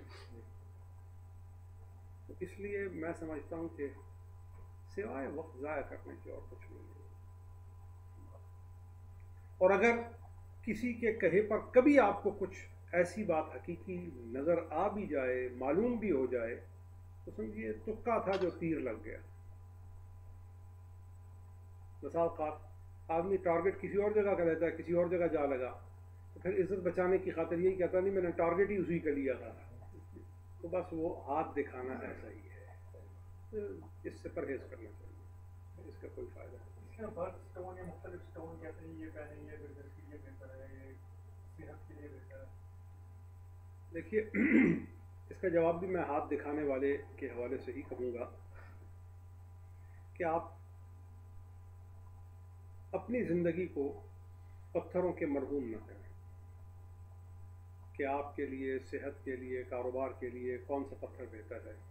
میں یہ سمجھتا ہوں کہ کاروبار کے لیے، صحت کے لیے علم اور ذہن بہتر ہے. بے شک ذہن، علم اور ذہن اگر دونوں نہیں ہیں تو سارے پتھر گلے میں لٹکا لیں کچھ بھی نہیں ہوگا. اس لیے انسان پتھروں کے پیچھے چلنے والا نہیں. حقیق پہنتے ہیں تبدیلی میں. دیکھیں جناب اس کی کوئی قطعی ثبوت نہیں ہے اس کا، لیکن اگر آپ کوئی پتھر پہنتے ہیں تو پہننے پر پابندی بھی کوئی نہیں، لیکن اس کے لیے یہ شرط بھی نہیں ہے کہ اس لیے آپ پتھر پہن رہے ہیں کہ اس کے ساتھ یہ ہوگا وہ ہوگا. ہاں قیافے ہیں، لوگوں کی ریسرچ ہے، اگر آپ اس کو تسلیم کرتے ہیں تو اس کو دین کا حصہ نہ بنائیں. ایز اے نارمل تھنگ کہ اس کو اگر آپ ریجیکٹ بھی کر دیں تو آپ کو کوئی سوری فیل نہیں ہونا چاہیے کہ میں نے کوئی بہت بڑا جرم کر لیا. تو پتھر اگر آپ پہنتے ہیں، کسی نے کوئی اس پہ ریسرچ کی ہے تو یہ کوئی دینی بات نہیں ہے. اس کا ریفرنس وہ یہ دیتے ہیں کہ مطلب دوائیاں بھی ہیں، وہ بھی چیزیں ہیں، تو یہ بھی آپ پہنیں کہ تو اس پتھر بھی اللہ نے بنایا ہے تو اس ہر پتھر میں اثرات رکھے ہیں. میں اس کا یہی جواب میں دے رہا ہوں کہ دوائی کی بھی کوئی دینی حیثیت نہیں. ایک آدمی کہتا ہے میں پیناڈول پہ لعنت بھیجتا ہوں تو کافر نہیں ہوتا. ٹھیک ہے. یا ایک آدمی کہتا ہے میں جب تک پیناڈول نہیں کھاؤں میرے سر کا درد دور نہیں ہوتا. کوئی اس کی دینی حیثیت نہیں ہے، نہ یہ فرض ہے، نہ واجب ہے، نہ سنت ہے، نہ مستحب ہے، نہ مباح ہے. ٹھیک ہے. اس کو دینی درجہ نہ دیں. ممکن ہے کہ آپ عقیق پہن لیں، فیروزہ پہن لیں، یاقوت پہن لیں، مرجان پہن لیں، اس قسم کے آپ پتھر پہن لیں تو آپ کی طبیعت پر اس کے کچھ اثرات پڑیں، ممکن ہے، ہو سکتا ہے، لیکن یہ کوئی دینی بات نہیں ہے، نہ یہ عقیدے سے تعلق رکھتی ہے اور نہ اس پر عقیدہ رکھنا چاہیے۔ ممکن ہے آپ کو کوئی فائدہ ہو جائے، پہن لیں، لیکن یہ سمجھیں کہ میں نے یہ نہیں پہنا تو اس لیے یہ کام ہو گیا، یہ بالکل غلط ہے، اس کی کوئی دینی حیثیت نہیں ہے۔ ہاں جو لوگ اس میں اتھارٹی ہیں، انہوں نے اس پہ ریسرچ کی ہے، تو وہ آپ کے نام سے، آپ کی ڈیٹ آف برتھ سے آپ کو سٹون نکال کے دیتے ہیں، لے لیں۔ لیکن یہ کہ اس کے لیے اہتمام کرنا کہ نہیں پہلے میں پوچھوں گا، نکلواؤں گا، پھر میں پہنوں گا، اس کی کوئی حیثیت نہیں۔ ایسا نبی کریم صلی اللہ علیہ وسلم سے یا کوئی دینی حوالے سے ایسا کچھ بھی ثابت نہیں ہے۔ سر وہ ایک سوال جو عام لوگ جو پوچھتے ہیں کہا کرتے، انبیاء کرام کے یا اولیاء کرام کے دن منانا، اینیورسریز جو ہیں، اس کی کیا گنجائش ہے اسلام میں؟ اور دوسرا اگر آپ تصوف کی اسلام میں جگہ کی شریعت میں اس کی روشنی مختصر۔ سورہ مریم میں اللہ تعالیٰ نے 2 نبیوں کا ذکر کیا، حضرت یحییٰ علیہ السلام کا اور حضرت عیسیٰ علیہ السلام کا، اور ان دونوں کے حوالوں سے قرآن فرماتا ہے والسلام علیہ یوم ولد ویوم یموت ویوم یبعث حیا، اور جس دن ان کو پیدا کیا وہ دن بھی سلامتی والا، جس دن ان کی وفات ہوئی وہ دن بھی سلامتی والا، اور جس دن قیامت کو وہ اٹھیں گے وہ دن بھی سلامتی والا۔ تو 3 دن تو اللہ نے بتا دیے ہیں۔ سبحان اللہ، سبحان اللہ۔ جس دن وہ پیدا ہوئے میلاد کا ثبوت ہو گیا، بے شک، جس دن وہ تشریف لے گئے عرس کا ثبوت ہو گیا، بے شک، اور جس دن قیامت کو اٹھیں گے شفاعت کا ثبوت ہو گیا۔ اللہ اللہ، ایک جملے میں سب، یعنی عرس منانا، میلاد منانا، پھر شفاعت پہ یقین رکھنا، یہ تو ڈائریکٹ قرآن پاک میں ہے۔ سورہ مریم۔ سورہ لیکن یہ شفاعت کی جو ہے، میں نے خود حدیث پڑھی ہے، مسلم میں پڑھی ہے کہ ہے، لیکن پھر بھی یہ کس ریفرنس سے ڈینائی کرتے ہیں کہ یہ شفاعت کا یہ کبھی سمجھ ڈینائی کرنے کے لیے کسی ریفرنس کی ضرورت نہیں، صرف عقل کے نہ ہونے کی ضرورت ہے۔ حضور بیعت کے لیے کیا بیعت کرنا چاہتے ہیں؟ بیعت کرنا کیوں ضروری ہے؟ تاکہ آپ کی ایک ایفیلیشن، آپ کی ایک ایسوسیشن، آپ کا ایک تعلق، آپ کی ایک وابستگی، آپ کا ایک اخلاص اتھینٹک ہو جائے، اٹیسٹڈ ہو جائے، کلاسیفائڈ ہو جائے، کلیئر ہو جائے، اور اس کی جسٹیفیکیشن ہو جائے، اور اس کو پورے طریقے سے ایگزبٹ کر دیا جائے، اور جن سے آپ کا تعلق ہے وہاں سے اناؤنسمنٹ ہو جائے، کیونکہ اس سے پہلے بندہ یہ کہتا ہے میں اللہ کا ہوں، میں رسول اللہ کا ہوں، بیعت کے بعد یہ گارنٹی ہو جاتی ہے، رب کہتا ہے یہ میرا بندہ ہے۔ اس لیے حضور کے صحابہ کرام رضوان اللہ تعالی علیہم اجمعین کو یہ بشارت ہوئی، لقد رضی اللہ عن المؤمنین اذ یبایعونک تحت الشجرہ، لقد رضی اللہ عن المؤمنین، مومن ہونا بھی بہت بڑی بات ہے، لیکن اللہ فرماتا ہے ان بڑا درجہ، مقام اور مرتبہ اور تعلق حاصل کر لینے والوں میں ان مومنوں کے ساتھ اللہ راضی ہو گیا۔ کون سے مومن؟ اذ یبایعونک تحت الشجرہ، وہ مومن جنہوں نے درخت کے نیچے آپ کے ہاتھ پر بیعت کر لی۔ تو گویا بیعت اللہ کی رضا اور اللہ کی بارگاہ سے ایک سرٹیفکیٹ لینے کی گارنٹی ہے کہ ہاں یہ میرا بندہ ہے۔ اس کا کیا ثبوت ہے؟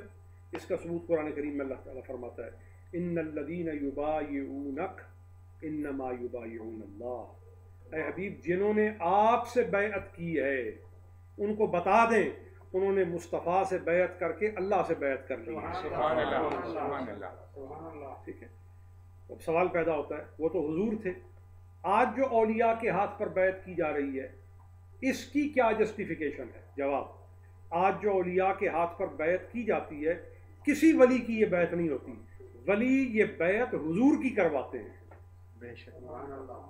ٹھیک ہے, یہ بیعت حضور کی کروائی جاتی ہے کہ میرا ہاتھ میرے پیر کے ہاتھ میں, میرے پیر کا ہاتھ اس کے پیر کے ہاتھ میں, اس کا ہاتھ اس کے پیر کے ہاتھ میں, اس کا ہاتھ اس کے پیر کے ہاتھ میں, پیر کا ہاتھ شیوخ کا ہاتھ ایک کے ہاتھ سے دوسرے کے ہاتھ میں دیتے ہوئے حضرت غوث اعظم کے ہاتھ تک, غوث اعظم کا ہاتھ مولا علی کے ہاتھ میں, مولا علی کا ہاتھ رسول اللہ کے ہاتھ میں, رسول اللہ کا ہاتھ پروردگار کا ہاتھ قرار. اور اس کا ریوارڈ کیا ہے؟ اس کا ریوارڈ حضور نے خود فرمایا, من صافحنی, جس نے مجھ سے شیک ہینڈ کیا, جس نے اپنا ہاتھ میرے ہاتھ میں دے دیا. مجھے نہیں ہاتھ دے سکا, زمانہ اسے وہ نہیں ملا, پیدائش اس کی میرے دور میں نہیں ہوئی, بعد کے زمانے میں ہوئی. گھبرائے نہیں. صافحہ من صافحنی, اس کو ڈھونڈے جس نے مجھ سے مصافحہ کیا, اس سے مصافحہ کرے. سبحان اللہ, سبحان اللہ. اس کی برکت سے کیا ہوگا؟ فرمایا صرف تم ہاتھ ہی دے رہے ہو کیونکہ تمہاری نظر ہاتھ تک جاتی ہے, اس کے بعد کے جو مراحل اور مدارج اور معاقب ہیں وہ تم نہیں جانتے, وہ میں بتاتا ہوں.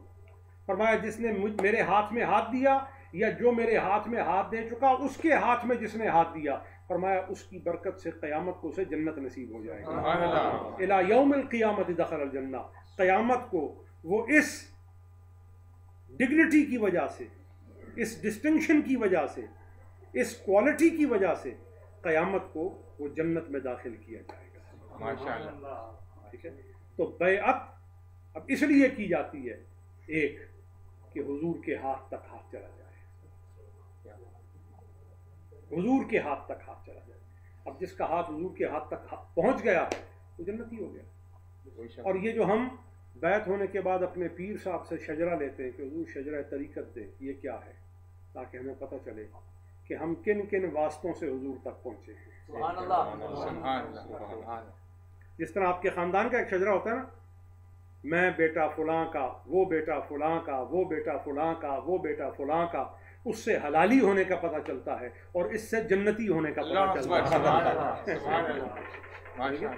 تو یہ دو شجرے ہوئے, ایک شجرہ نسب جو آپ کے حلالی ہونے پہ دلالت کرتا ہے, اور یہ شجرہ طریقت جو آپ کے جنتی اور مغفور ہونے پر دلالت کرتا ہے. تو ہم کتنے خوش بخت ہیں کہ نسب میں بھی پاک ہیں, نسبت میں بھی پاک ہیں. دونوں پہلو ہمارے روحانی بھی اور جسمانی بھی رحمتوں اور برکتوں سے مالا مال ہیں. اور کوئی سوال؟ سوال یہ ہے, امام سے پیچھے نماز پڑھنا, امام کو کتنا سنت مطابق ہو اس کے پیچھے نماز پڑھنا چاہیے, نہ سنت مطابق نہ ہو. جو امام سنت کے مطابق ہی نہیں ہے وہ امام کس بات کا ہے؟ وہ امام تو نہیں. کیا ہونا چاہیے؟ پہلی بات یہ ہے امامت کا حق کسے ہے؟ حدیث شریف کے مطابق جس کی قراءت سب سے اچھی ہو, جو اقرأ ہو, اچھا قاری ہو. پھر اگر سارے ہی اچھے قاری ہیں ان میں زیادہ حقدار وہ ہے جو ان میں قرآن اور سنت کا علم رکھتا ہے. اگر سارے ہی قرآن و سنت کا برابر علم رکھنے والے ہیں تو پھر ان میں جو زیادہ قرآن و سنت کے ساتھ عمل کرنے والا ہے, اور اگر سارے ہی قرآن و سنت کے ساتھ زیادہ عمل کرنے والے بھی ہیں تو پھر ان میں جو زیادہ پرہیزگار ہے. اگر سارے ہی پرہیزگار ہیں تو پھر ان میں جو زیادہ عمر والا ہے.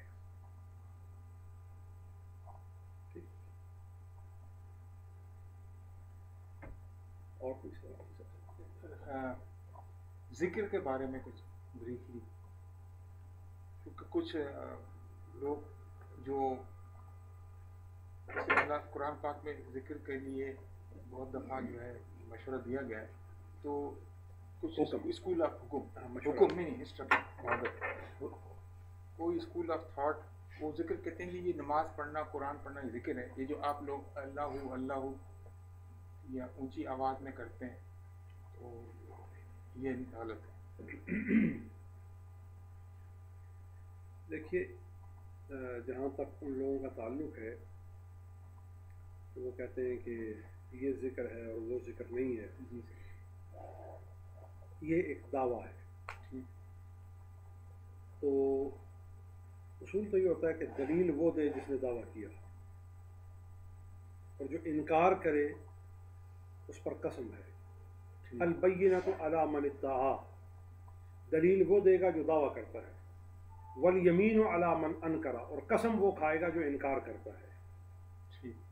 اصول ہے، ہر بندہ قسم نہیں کھا سکتا، انکار کرنے والا قسم کھائے گا، دعویٰ کرنے والا دلیل دے گا۔ تو انہوں نے یہ دعویٰ کیا کہ ذکر یہ ہے، اس کے علاوہ جس چیز کو آپ ذکر کہتے ہیں وہ ذکر نہیں ہے، یہ دعویٰ ہے، دلیل لائیں اس پہ، اور دلیل وہ تعصب ہے، قیامت نہیں لا سکتے۔ اور ہم یہ کہتے ہیں واللہ ہے، جو وہ کہتے ہیں وہ غلط ہے، کیونکہ ہم انکار کر رہے ہیں، ٹھیک ہے، ہم قسم کھاتے ہیں، لیکن کوئی بات نہیں، ہم اس قسم کے ساتھ دلیل بھی پیش کرتے ہیں۔ دلیل اس لیے پیش کرتے ہیں کہ اللہ نے ہمیں علم عطا فرمایا ہے، الحمدللہ، اور قرآن و سنت کا علم عطا فرمایا ہے، اس لیے مومن کے لیے ہمارا قسم کھا لینا تو کافی ہے، لیکن اب جب تک آپ اس کو ریکارڈ کر رہے ہیں، جب تک اس کو کوئی سنے گا، قیامت تک میری اس آواز کو جب تک کوئی سننے والا سنے گا، اس کے دل میں ہدایت کا اجالا پھوٹ جائے، اس لیے اس کو دلیل کے ساتھ بیان کرتا ہوں میں کہ کیا وہ دلیل ہے کہ ذکر جو ہے وہ کیا ہے۔ ہاں، قرآن بھی ذکر ہے، لیکن کس کے لیے؟ قرآن ذکر ہے اس کے لیے جو اس سے نصیحت پکڑے، جو اس سے سمجھنا چاہے، جو تقوی کی راہ پر آئے، جو فرما برداری کی راہ پر آئے، جو قرآن سن کر جھکنے کی طرف آ جائے، جو قرآن سن کر اللہ کی بندگی کے جہانوں میں داخل ہونے کے لیے آ جائے، قرآن اس کے لیے ذکر ہے۔ سنت بھی ذکر ہے، علم قرآن بھی ذکر ہے، علم حدیث بھی ذکر ہے، علم فقہ بھی ذکر ہے، اور اس کے اصول اور فروع یہ بھی ذکر ہے۔ لیکن یہ جو ہم اللہ کا ذکر کرتے ہیں، یہ کیا ہے؟ یہ وہ مفہوم ہے ذکر کا جو روح پر اور دل پر ذکر کے انوار کو مرتب کر کے طبیعت کے اندر وہ کیفیت پیدا کرتا ہے جس سے آدمی قرآن و سنت پر عمل کرنے کے لیے اور زیادہ ایکٹیو ہو جاتا ہے، اور زیادہ آدمی اس کے لیے اپنے اندر صلاحیت اور قوت محسوس کرتا ہے، اور خود قرآن نے اس کا حکم فرمایا، اور قرآن نے اس کے لیے آپ کو رغبت دیا۔ قرآن میں اللہ فرماتا ہے وَلِلَّهِ الْأَسْمَاءُ الْحُسْنَى، اللہ کے سارے نام بہت اچھے ہیں، فَادْعُوهُ بِهَا، ان میں سے جس نام سے چاہو اللہ کو پکارو۔ پھر خود فرمایا اذکروا اللہ کثیرا، اللہ کا ذکر کرو۔ یا ایھا الذین آمنوا اذکروا اللہ ذکرا کثیرا، اے ایمان والو اللہ کا ذکر کرو کثرت کے ساتھ، وسبحوہ بکرۃ واصیلا، اور اس کی تسبیح بیان کرو صبح بھی اور شام بھی۔ پھر اسی طرح فرمایا قیاما وقعودا، کھڑے بھی اور بیٹھے بھی، وعلی جنوبکم، اور اپنے پہلوؤں پر لیٹے ہوئے بھی اللہ کا ذکر کرو۔ فرمایا رجال لا تلہیہم تجارت ولا بیع عن ذکر اللہ، فرمایا مرد تو وہ ہیں کہ جو تجارت کریں، خرید و فروخت کریں، مگر اس کے باوجود ان کا دل، ان کی زبان اللہ کے ذکر سے کبھی غافل ہونے نہ پائے۔ اب اس تناظر میں یہ بات سمجھ لیجئے کہ یہ جو ہم اللہ اللہ کا ورد کرتے ہیں، اللہ اللہ کا بولیے نا، اللہ اللہ کا اس کا ہمارے پاس کیا ثبوت ہے کہ اللہ کے نام کے ساتھ، اللہ کے نام کے لفظ کے ساتھ اسپیسیفک کر دیا، اور میں نے اس کو کہ اللہ کے نام کے لفظ کے ساتھ اللہ کا ذکر کرنا، کیا جسٹیفیکیشن ہے؟ سورہ مزمل، کون سی سورہ؟ مزمل۔ فرمایا وَاذْكُرِ اسْمَ رَبِّكَ، تو اپنے رب کے نام کا ذکر کر، وَتَبَتَّلْ إِلَيْهِ تَبْتِيلًا، اور ساری کائنات سے کٹ کر اپنے رب کا ہو جا۔ مقام تبتل، اور یہ مقام تبتل کیا ہے؟ حضرت فاطمہ الزہرا کو جو بطول کہا جاتا ہے نا، یہ مقام تبتل ہے۔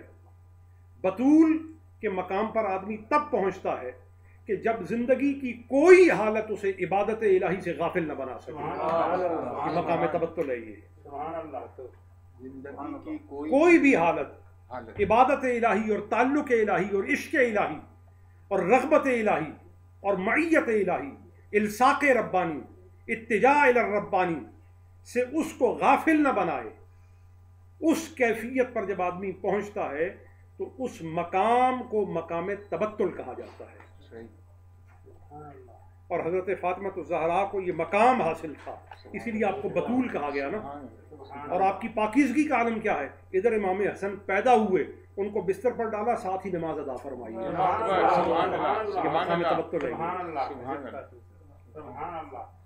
अब चूंकि अदब और ताज़ीम के तकाजे ऐसे हैं कि हम इसको इन डिटेल डिस्कस नहीं कर सकते, क्योंकि आम कोई और किसी औरत का नाम फातिमा नहीं है। फातिमा तो पाकीज़गी के उस आसमान और कहकशां का नाम है कि जिससे मोती निकले तो एक हसन बनता है, दूसरा हुसैन बनता है। तो इसलिए उनको उमूमी डिस्कशन में नहीं लाया जा सकता। और फातिमा वो साहिबा तबत्तुल है कि जिसके बारे में मुहद्दिसीन ने नकल किया, मुअर्रिखीन ने नकल किया है कि विसाल शरीफ से पहले खुद गुस्ल किया, खुद कफन पहना, और उसी कफन और उसी गुस्ल के साथ जनाजा पढ़कर दफन की गई।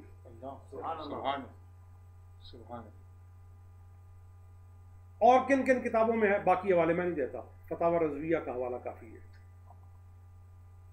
अल्लामा आला हज़रत फाज़िल बरेलवी, इमाम अहमद रज़ा ख़ान साहब अलैहि रहमा, उन्होंने अपने फतावा रज़विया में इसको नकल किया है। और एक रिवायत ये भी नकल की है हज़रत फाज़िल बरेलवी ने कि हज़रत फातिमा ज़हरा को गुस्ल हज़रत अली ने दिया। गौर करें, ये कैसे? हालांकि मर्द के लिए तो जायज़ ही नहीं कि वो अपनी बीवी को गुस्ल दे। औरत के लिए जायज़ है कि अगर उसका खामद फौत हो जाए तो अपने खामद को गुस्ल दे सकती है, मर्द नहीं दे सकता। लेकिन हज़रत फातिमा ज़हरा को हज़रत अली ने गुस्ल दिया, और ये दुरुस्त है।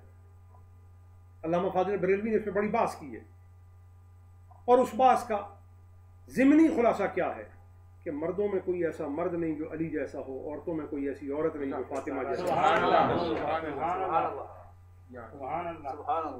नाराए हैदरी। इस वास्ते ये कमाल और खासा है। बाप अली जैसा हो, माँ फातिमा जैसी हो, तो फिर बच्चे हसन और हुसैन जैसे पैदा होते हैं। ये हर माँ और हर बाप के नसीब की बात नहीं है कि उसको हसन हुसैन मिले। उसके लिए इस दर्जे की पाकी दरकार है, फिर जाके इज़्ज़त और अज़मत और तक़वा और ज़ुहद और इस्तिकामत का मायार यह ठहरा करता है। तो इस वास्ते ये बात जो मैंने ज़िम्नन अर्ज़ कर दी, इसमें सबूत ज़िक्र मौजूद है। मकाम तबत्तुल के हवाले से ही ज़िमनी बात आई है। तो अल्लाह अल्लाह करने का जो हुक्म है ये सूरह मुज़म्मिल में है। वज़्कुर रिस्मा रब्बिक, अपने रब के नाम का जिक्र कर। तो इस्म रब क्या है? अल्लाह का नाम क्या है? अल्लाह। क्या नाम है? अल्लाह। रब का नाम क्या है? अल्लाह। ये इस्म रब है। बाकी उसके अस्माए सिफात हैं, इसमें ज़ात उसका अल्लाह है। और वो जो पहला मैंने रेफरेंस एग्जिबिट किया था, जिसमें मैंने कहा था, उसने फरमाया वलिल्लाहिल अस्माउल हुस्ना फदऊहु बिहा। अल्लाह के 99 नाम, हदीस में आता है अल्लाह के 99 नाम है। मन अहसाहा फ़क़द दख़लल जन्ना, फरमाया जिसने अल्लाह के 99 नाम याद कर लिए वो जन्नत में दाखिल होगा। हदीस में यूँ भी आता है जो अल्लाह के 99 नाम पढ़ ले उस पर जादू का असर नहीं होता।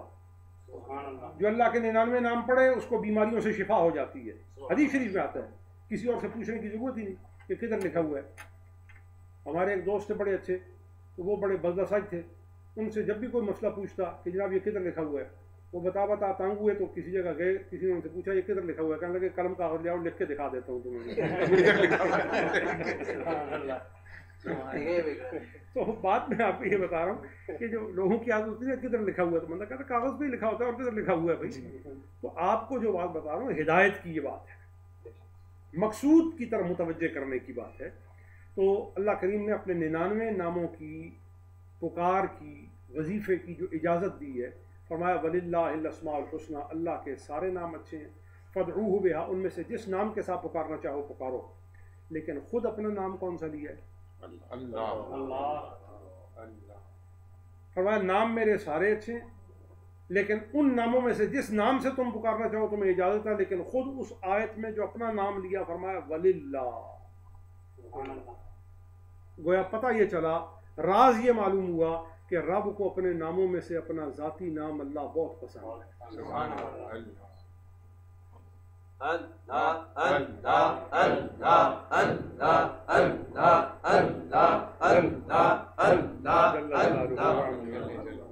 اس واسطے اللہ کے نام کا جو ورد ہے اس کا باقاعدہ طور پہ ہمیں اہتمام کرنا چاہیے۔ اب اس پر ایک اعتراض میں خود کرتا ہوں، ہمیں اللہ اللہ کرنے پر کوئی اعتراض نہیں، دل میں کریں، اونچا نہ کریں، کیوں پریشان ہوتے ہیں؟ کوئی آپ کو ڈسٹربنس ہوتی ہے، یا آپ سائیکولوجیکلی ایل فیل کرتے ہیں، یا آپ کے حوصلے ٹوٹ جاتے ہیں، جیسے ہندوؤں کے ٹوٹ جاتے ہیں، سکھوں کے ٹوٹ جاتے ہیں، یہودیوں کے ٹوٹ جاتے ہیں۔ بڑی عجیب بات ہے، ہم گانے اوپر اونچے سنیں، کچھ نہیں ہوتا، اور جب آپ یہ سوال کر رہے ہوتے ہیں تو خود بھی تو اونچے ہی بول رہے ہوتے ہیں یا دل میں بول رہے ہوتے ہیں، اس سے آپ ڈسٹرب نہیں ہوتے، لیکن ڈسٹربنس کا لیول آف پرابلم کچھ اتنا عجیب ہے کہ اللہ کا نام سنتے ہی ڈسٹرب ہونے میں دیر ہی نہیں لگتی ان کو۔ اب اس کا جواب دیتے ہوئے صرف ایک بات سمجھاتا ہوں، کیا حضور کے زمانے میں بھی لوگ اونچا اونچا ذکر کرتے تھے؟ میرا اعتراض ہے، اگر اونچا اونچا ذکر کرتے تھے ثبوت دیا جائے۔ بخاری شریف پہلی جلد کتاب الصلاۃ چیپٹر ذکر بعد الصلاۃ، نماز کے بعد ذکر کرنے کا ثبوت۔ حضرت عبداللہ ابن عباس کہتے ہیں میں کبھی کسی وجہ سے گھر میں رہ جاتا اور مسجد نبوی نہ پہنچ سکتا، مجھے مسجد نبوی سے ذکر کی آواز آتی، بولے بولے میں جان لیتا کہ صحابہ نے حضور کی اقتداء میں، حضور کی امامت میں نماز ادا کر لی ہے، تو یقیناً صحابہ دل میں تو ذکر نہیں کرتے ہوں گے جو گھر میں ذکر کی آواز آ رہی ہے۔ معلوم ہوا اتنا بلند آواز سے ذکر کرتے تھے کہ مسجد تو گونجتی تھی ہی، مسجد کے ارد گرد کی آبادی میں بھی ذکر کی آواز جایا کرتی تھی۔ کیسے جاتی تھی؟ اللہ اللہ اللہ اللہ اللہ اللہ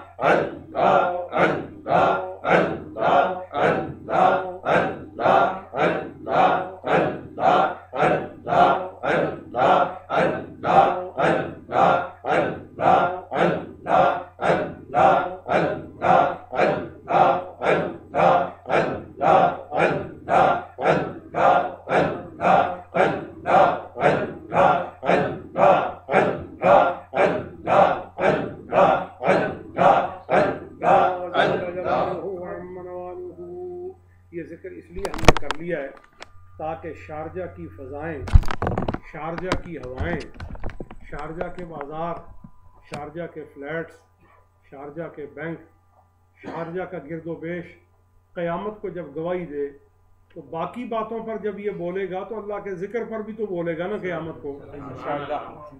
تو اس واسطے ہم نے چاہا کہ آج ڈاکٹر صاحب کے گھر میں مصباح علی قادری محمودی کے دولت خانے پر جو احباب جمع ہیں تو ان کے لیے قیامت کو گواہی ہو جائے کہ یہ اللہ کا ذکر کرنے والے لوگوں میں سے۔ اللہ تعالیٰ ہمیں اپنے ذکر کی برکت کے ساتھ، اپنے ذکر کی رغبت کے ساتھ اور زیادہ ہمت، استعداد اور صلاحیت۔ اور کوئی سوال؟